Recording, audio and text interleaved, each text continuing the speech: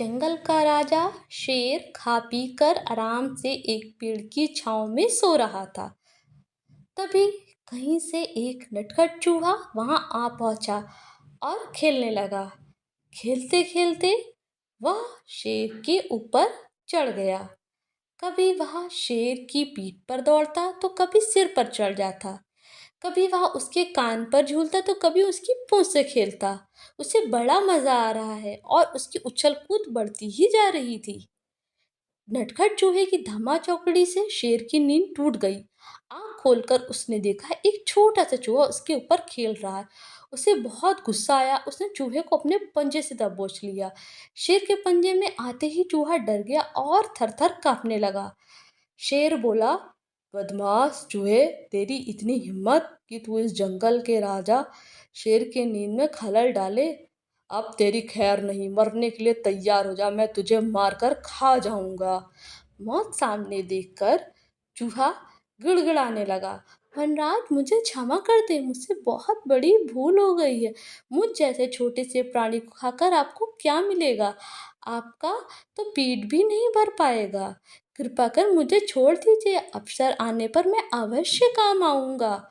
चूहे की बात सुनकर शेर हंसने लगा और बोला, मैं जंगल का राजा हूँ, मुझसे बलशाली इस जंगल में कोई नहीं। तू छोटा सा चूहा मेरा का काम आएगा, लेकिन फिर भी मैं दया करके तुझे प्राण दान देता हूँ। मेरी नजरों से दूर हो जा रहा, आइंदा कभी मेरी नींद में खलल मत डालना।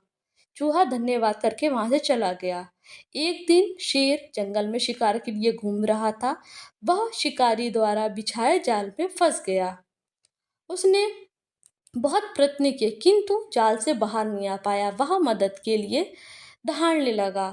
शेर की दहाड़ वहां से गुजर रहे एक चूहे के कानों में पड़ी। यह वही चूहा था जिसने शेर ने दया कर प्राण दान दिए थे। चूहे दहाड़ की दिशा में गया तो शेर को जाल में फंसा हुआ पाया।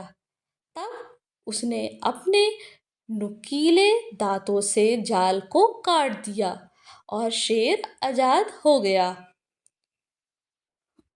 उसने चूहे को धन्यवाद दिया तो चूहा बोला, फनराज आप शायद भूल गए हैं कि मैं वही चूहा हूँ जिसने आपने प्राण दान दिए थे।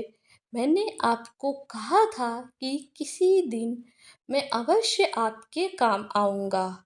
देखिए, आज मैं आपके काम आ ही गया।